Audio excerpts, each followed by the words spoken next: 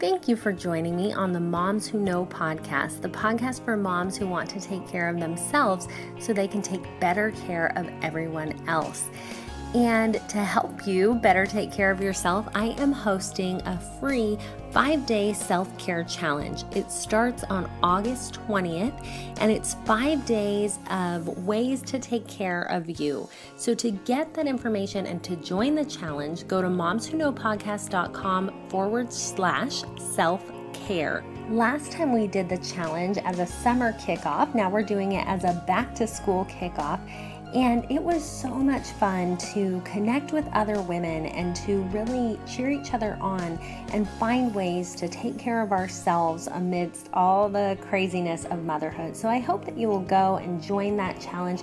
It's also really fun for me to get to know and interact with all of you who are listening, because you get to hear me, but I don't always get to hear back from you. So I really hope that you will go and take part in this.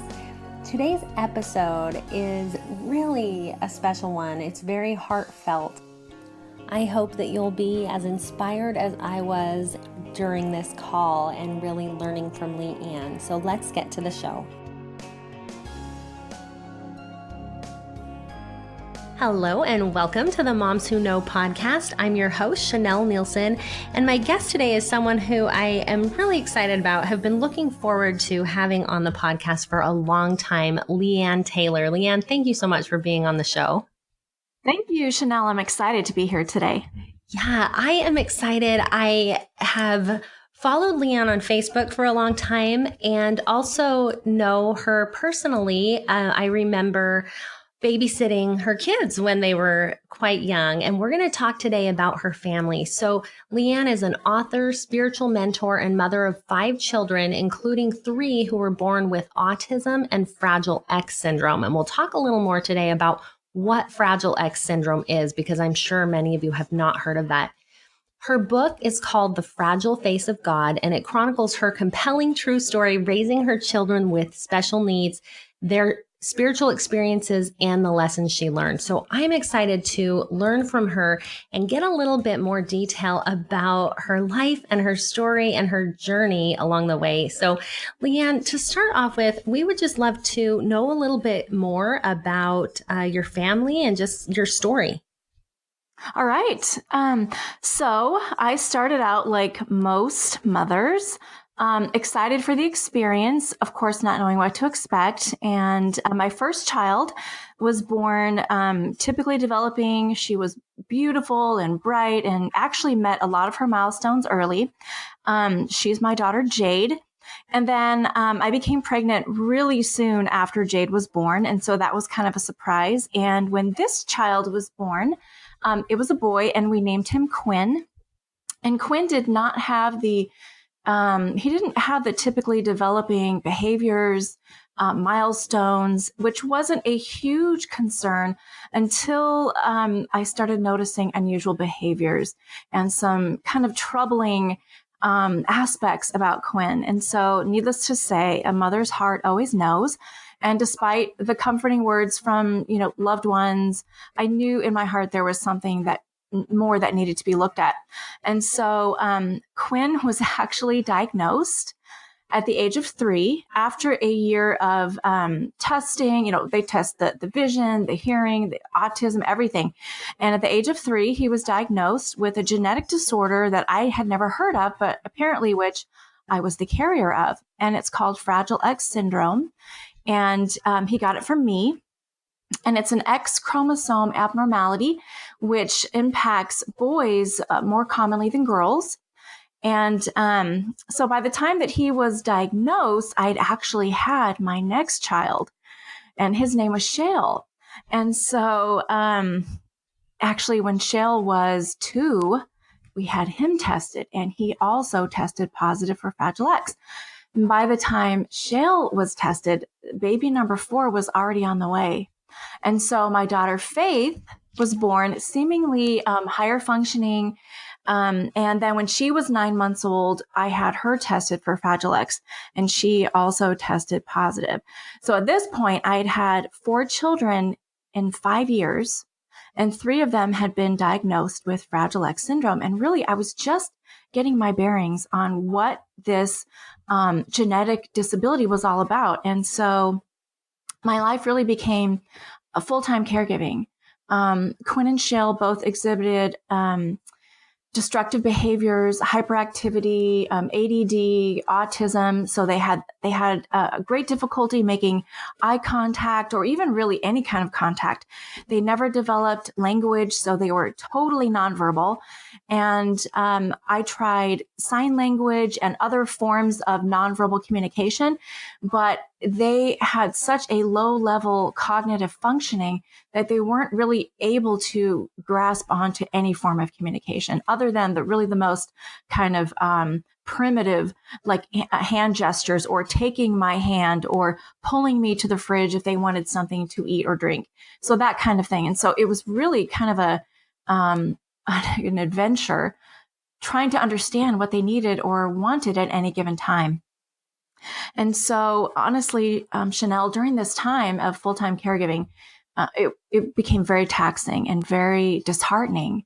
It's of course not at all what any mother hopes for from the motherhood experience, but there were some really, really golden moments and golden insights that came through during this time. So one of those was the realization that Quinn and Shale were very, very perceptive. That is to say that they would seemingly notice things in the room that no one else could see. So for example, Quinn would look up to the corner of the ceiling oftentimes and just bust out laughing and just so happy and so joyful. And myself, being a person of faith, felt in my heart that that was visitors, that it was angels and guides and loved ones who he could see, but we could not. And so that really served as a great deal of comfort to me, knowing that my son had that kind of spiritual connection and support, because his daily life was a great challenge, a great challenge. So thankfully, Quinn and Shale and Faith did not struggle with any kind of severe physical challenges like I know a lot of children with disabilities have. And so that was a great blessing. Their challenges were mostly the cognitive, the behavioral, learning to function in just daily life. For example, self-care skills like feeding or dressing or bathing, they never did develop. And so they were 100% dependent on me for everything.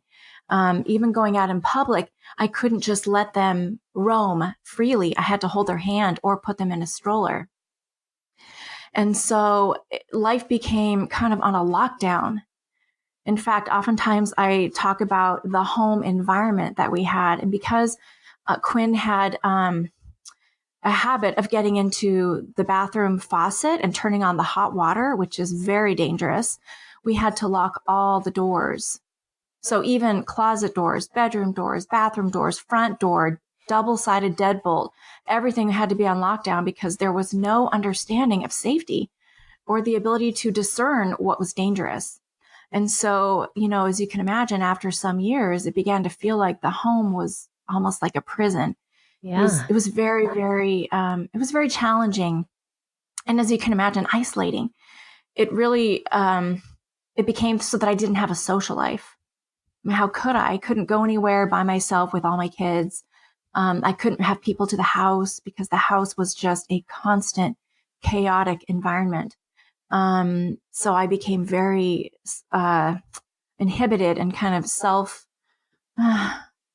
just self-possessed all the time, just always alone, always with the children in the house, doors locked, doors closed, couldn't really take phone calls, I couldn't get into the flow of normal society. Well, and thinking about this, I mean, how could you? Like, that is just so much. Even, when you have a young baby or a toddler who needs that much care, in general, it's hard. And then to have 4 kids and to have 3 of them needing constant care, I don't know how you would do anything besides full-time taking care of them. So tell me a little bit what your days looked like. Obviously, with that much help that they needed, you're dressing them and feeding them, and that's pretty much your day. What kind of things would they do? Were they able to play and, sit there and do blocks or anything like that? So Quinn and Shale primarily played with toys in a very atypical way. So they wouldn't build blocks, or they wouldn't play with toys in the way the toys were made to be played with.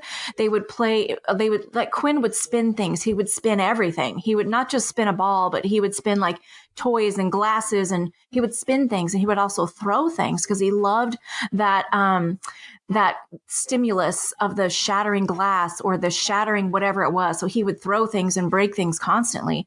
And then also they would play with things that were not toys, like sticks or spoons, or putting things in their mouth, like all the time, eating things. Like Quinn would eat things, not just put it in his mouth, but they call that pica. So he would literally like eat things that were not edible all the time, cotton balls, weird things like that. And so everything had to be, like I said, kind of on lockdown, where I had to monitor all the time. It wasn't like, I could sit on the couch while the kids played. It wasn't like that at all. Everything had to be supervised. And so not only supervised, but the environment had to be so controlled and so safe.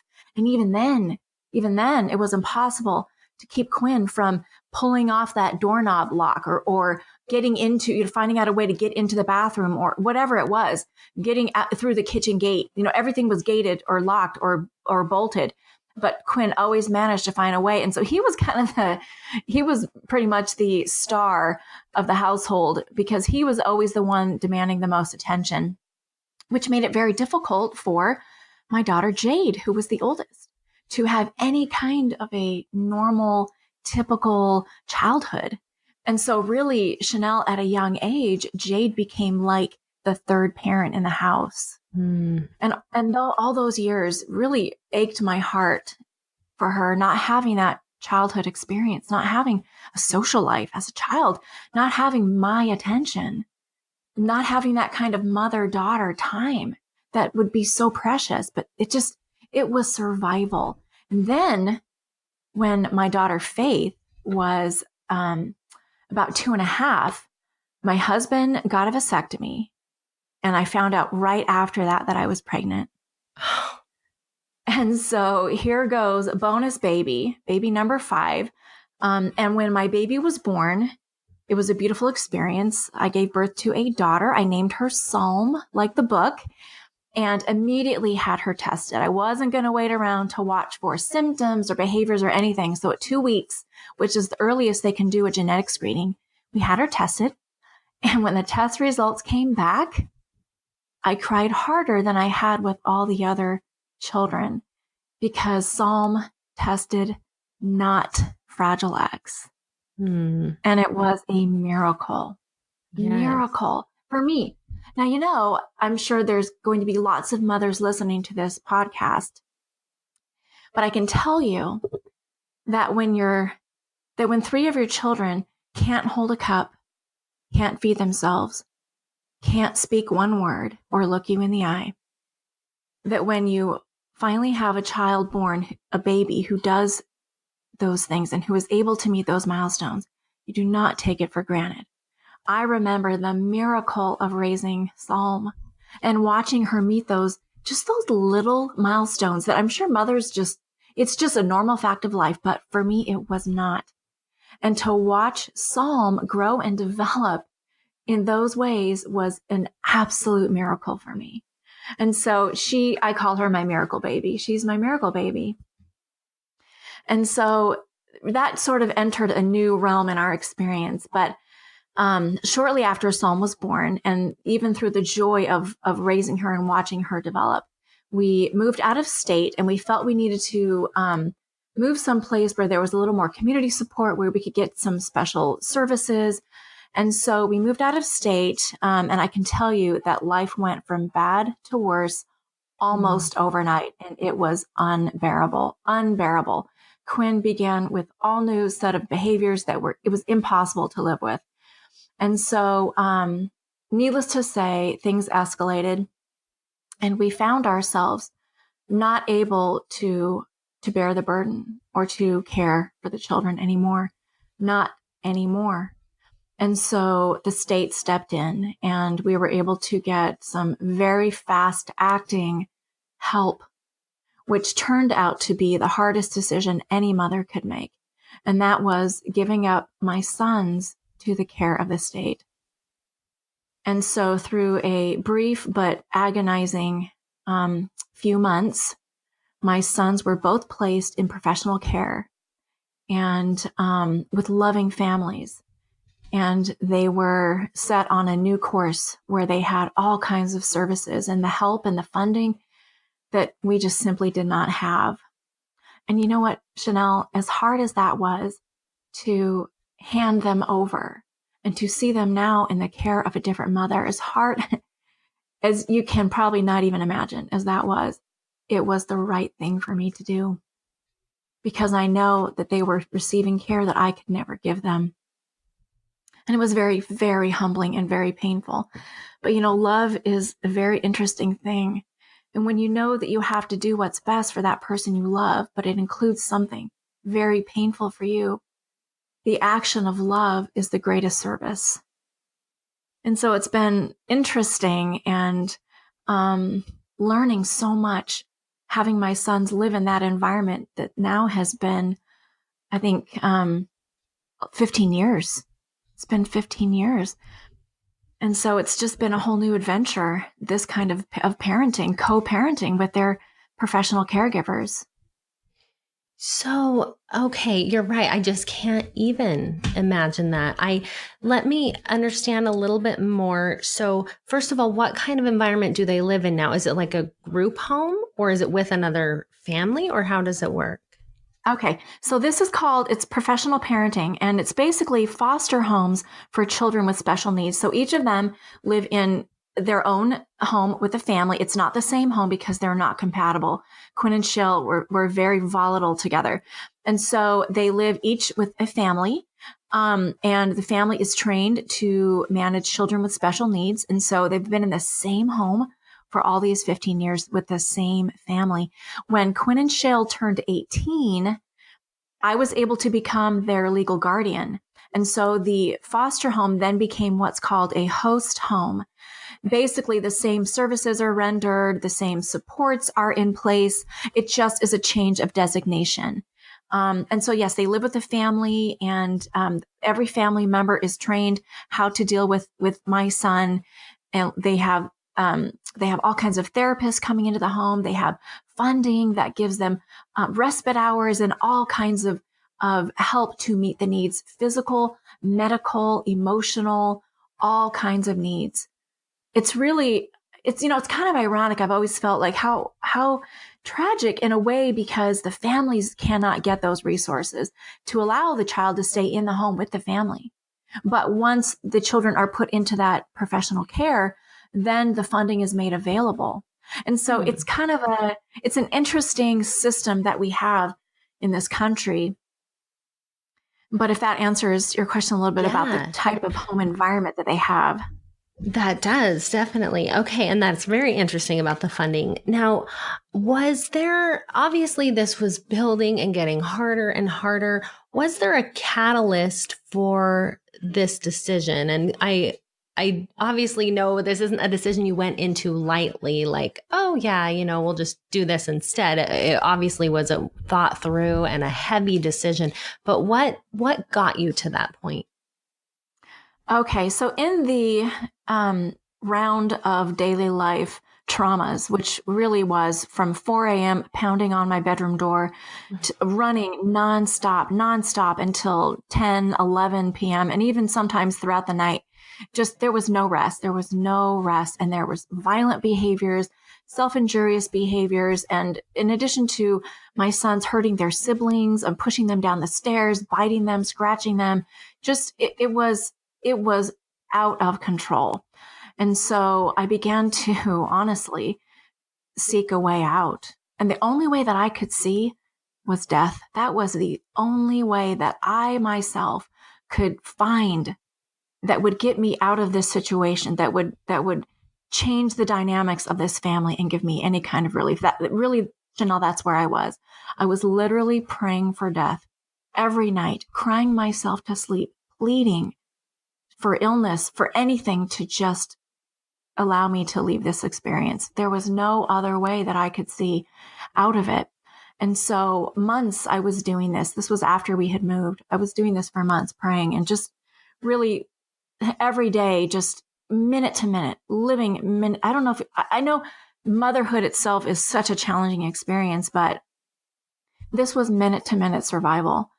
Just, it was everything I could do to keep myself from just doing something radical and, of course, regretful. But I desperately wanted to leave this experience. It was miserable for all of us. There was no one in that household that was living peacefully. And so through a course of having actually a relationship outside my marriage and coming to realize that there was still hope for a peaceful life and a happy life, I came home one day and I realized I couldn't do it another day. I could not one more day get up at 4 a.m. at the pounding, deal with injuries and screaming and yelling and vomiting and diapers. Not one more day could I do it. Not to mention the terror it was for the children living in that environment. I just couldn't, not one more day. And so with the help of some very wonderful and compassionate people who have never been named, thank goodness, I do respect their privacy. They helped us to basically drop off the children in a professional institution and abandon them.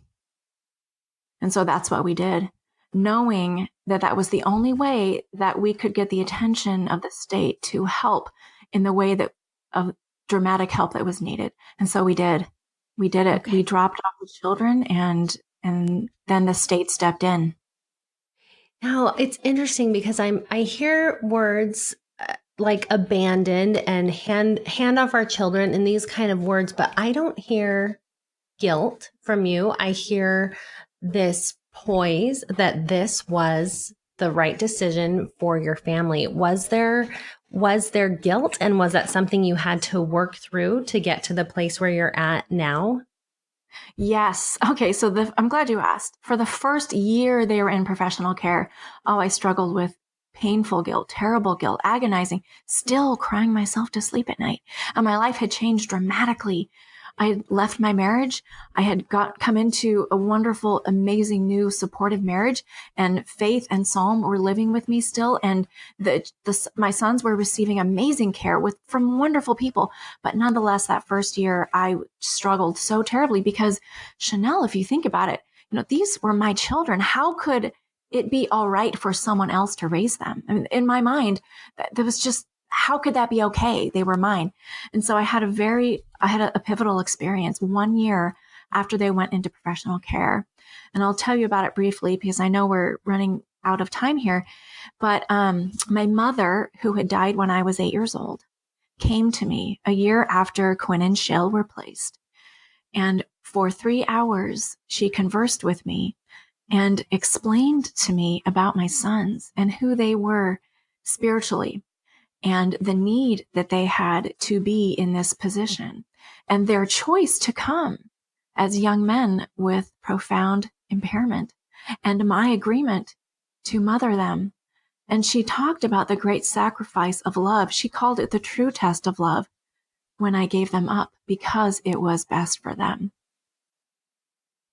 What I learned from the encounter with my mother's spirit was many things.